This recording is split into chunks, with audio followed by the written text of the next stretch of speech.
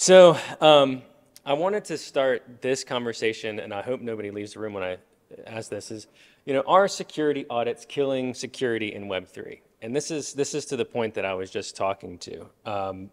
And I asked this question, and I promise that it has like some backing and something, but we are auditing all the time in every ecosystem.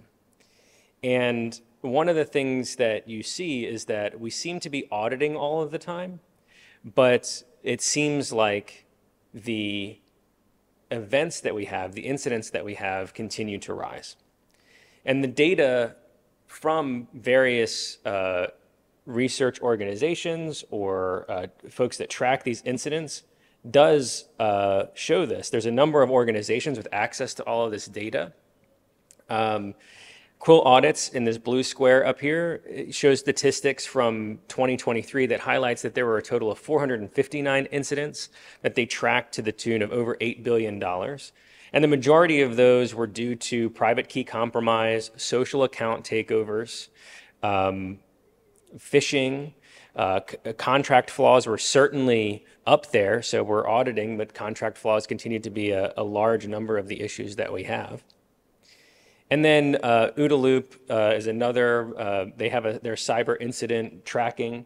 They track it a little bit differently. They give you two numbers. $75 billion is basically if every attacker had held the amount that they were able to exfiltrate from their attack to today and cash it in, it would be about $75 billion. If they were to extract that value at the time of the attack, it'd be closer to $18 billion, and that's since 2011. What's interesting is even in the last 12 months from OODA Loop as well, we see that contract flaws are on the rise, that they make up the majority of these attacks, that they are pulling this value out through contract flaws, and we continue to have more auditors. We have more audits. We have availability of more expertise. Web3 has been a topic for, over 10 years now. So we are not really getting better at that. Additionally, there's not much difference. You'll see that the credential theft, the number of credential theft incidents that they're tracking in tens, to the number of contract flaws that are there, shows a drastic difference between the value extracted from credential theft, social engineering per incident versus the number of contract flaws. So it seems like there is this push to do other things from an attack perspective beyond just compromise contracts, or those contract flaws are in the chain of another attack path. More research or evaluation of these. Certix Hacked Report in 2023, you'll see that what's super interesting to me about this graph from 2023 is that private key compromise, there were only 47 incidents to the tune of $880 million. And that means that this is the most effective, the best bang for buck you can get is to compromise a private key. And there are a variety of ways to compromise private keys. And it makes you think, how are people managing private keys so that they are not compromised? We had you ask about or talk about these enterprise key management systems. We just don't handle keys very well right now when it comes to this. Is someone protecting that key on their laptop? Is that in an HSM somewhere? We don't really know. It's in this remote first world. We are not great at managing keys and not great at managing our personal security. The other number of incidents come from exit scams, rug pulls. There's 306 incidents of just people scamming other people in the way that you would scam people, 30, 40, 50, 60 years ago. So it's not just code that we need to worry about in these audits, but it's the things that we hear about the most. I ran some statistics. I pulled all of the articles from Web3 is going just great and organized all of the tags. And while some of them are tongue-in-cheek, The majority of these are focused on rug pulls, centralized exchanges, celebrity projects, really gaining the trust of the constituents, the people that are involved in these projects, and then scamming them. It's a social attack.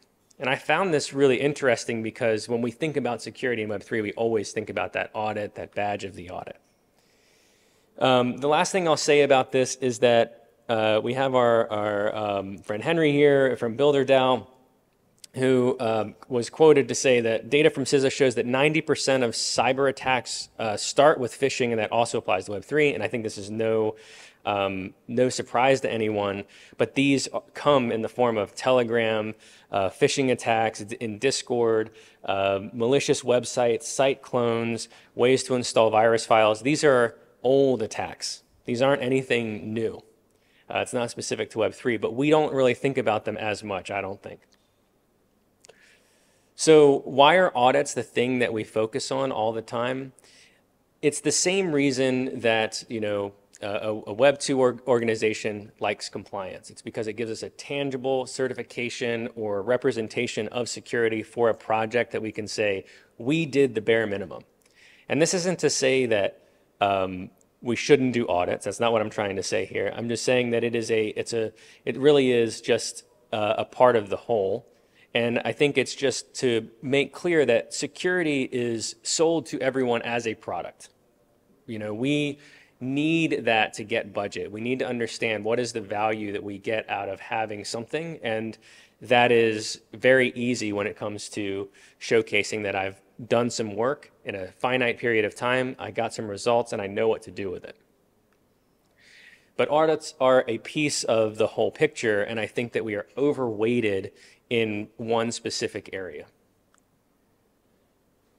Just to give you an idea of all of the attacks that go into these metrics, you've got old-fashioned fraud, Sybil attacks, social engineering, you have compromised laptops, we've talked about assets, things like that, public databases, lost ledgers, private key issues, ledgers without passwords or without passcodes or simple passcodes, 1111, brand takeovers, site clones, site takeovers.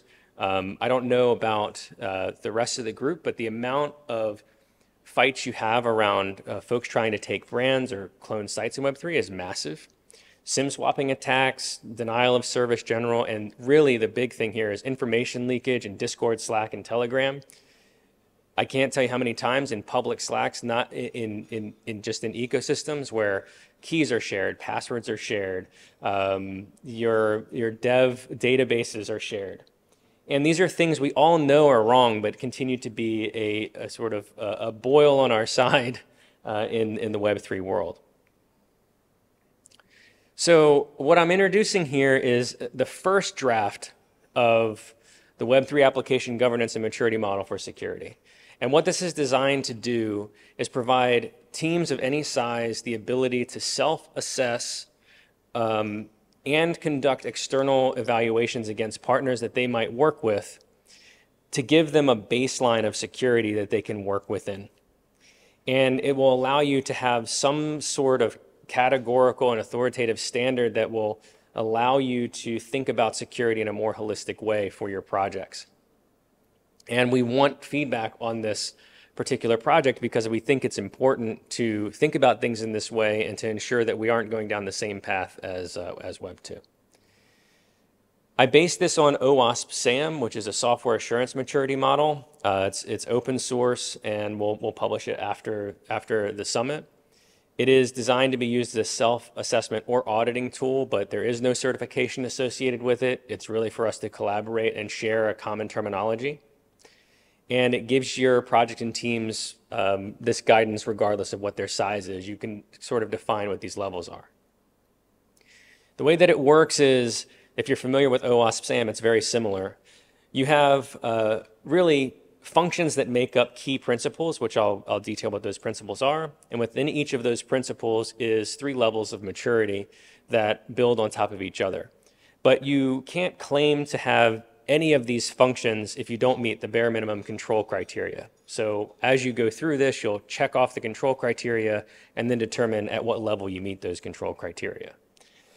So to give you an example of something that is not auditing, we'll talk about incident handling. So, have we responded to an incident? Is there a definition for what an incident is or how to handle it? And have you documented some sort of process for responding to incidents with your team? And if you don't have those as a bare minimum, you don't have incident handling procedures. You're just flying by the seat of your pants. So then, we can look at level 1. Are there basic incident handling procedures in place that are there addressing those steps to be taken during an incident? If you have that documented in any format, whether it's in a Slack pin or something that everyone has access to in a document, you have level 1. And then it grows a little bit each time in this one function, so that if you're at level 3, you know that you can at least respond to incidents effectively for the incident handling procedures. But within the overall incident handling principle, there's also this idea in Web3 of this cross-team coordination. We were talking about this before, which is if I'm in a decentralized world, how do I coordinate with other projects and people that are also going to be a part of my incident response team that I don't employ or aren't a part of my team? So then are your response plans not limited to just your team or just your security team? Where have you extended that? If you've gone one step in, you meet that minimum criteria. And then do you have a roster of people in that team that you can contact?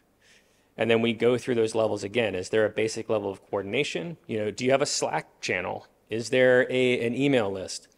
And then are those coordination efforts more structured? Are folks able to all get to the same documentation? Do they know what they need to do in that incident? Is there a role that they are specifically assigned? And is there at level 3, you're talking about something that is generating alerts or communicating with those teams on an automatic basis or streaming real-time data. This is something that every ecosystem struggles with. What is an incident and how do I classify that incident and where am I even getting that data from? There are multiple block explorers. There are multiple alerting systems. What is our source of truth to respond to an incident? So the first draft of the principles is leadership and organization principles. Basically, how do you think about security in the organization? To your point again, what are the relevant policies or maturity levels or regulatory compliance needs that you might have as an organization, whether that's regional or legal? And the nice thing about this model is that if none of those are relevant, you just don't use this section. Can you accept risk? Can you classify risk? Can you prioritize risk beyond we just need to solve any issue? I think what's very admirable, but also not scalable in Web3 is that when you identify a risk, most of the time it's solved immediately. But when you can't solve it immediately, how do you prioritize it? Identity and access management. This is Web3 focused. It is, have you thought about identity in a way that supports the members and constituents of your organization? How do you manage that identity? If you're in a Discord group or a Slack organization, how do you know who's there and how have you validated them? Do you need to validate them? How do you think about identity in your organization or in your team? Asset management is really important in terms of how can we verify in a decentralized world that someone's posture of their particular machine is secure enough to connect to private resources, or is that even relevant? If you have any type of cloud infrastructure, or you have some sort of presence and you're not fully Web3, this matters. And I think it's important to think about that. Again, if you can accept that risk or you can transfer that risk, you don't need to have this section. Data protection around encryption. There was a talk yesterday around key management for encryption and getting private data on chain. Thinking about that in a way that incorporates your overall security maturity is here as well. Software security is what we think of, so continuous testing, audits, but not just audits. How do we test as part of our day-to-day? A lot of the folks that are talking later today are going to be talking about those continuous testing mechanisms, tools that you can use, ways to get security more integrated into your day-to-day process. One of the sections you probably don't see on any of the other security frameworks that exist today is this idea of maturing security documentation, outreach, and developer training within the ecosystem. So making sure folks that are using your product, using your project, understand where to go for security. There are some teams that do this very well. There are other teams where this is non-existent. So this allows us to measure that. And then lastly, the example that we had was just around incident response. Can we effectively respond to an incident? So with all of these together, you can start to paint a picture of an organization. In the top, once you've gone through this model, you'll see at the top is a typical, what I'll say a typical Web3 organization that really understands what maybe their legal compliance understanding might be. They have some idea of who is participating in their organization or on their team. They have some idea of asset management. They do some data protection. They really are auditing all the time. They have continuous testing. They have build pipelines and all of these things. They're heavily weighted in software security, and maybe they can respond to an incident and have some documentation. But I would say many folks lack this definition of security or definition of risk management. And this paints that picture to say, oh, we're really heavily weighted in software security, but maybe we want to focus on risk management. And it allows us to sort of level set of where all that exists and compare that to each other. Where do we all fit when we measure against each other? In the second example, you'll see a more mature organization that has started to think about all of these things. But even in this, we can see that the risk management is really low, and it says, we've ignored these two bars. Is this something that we want to focus on or not, or is this good enough for us?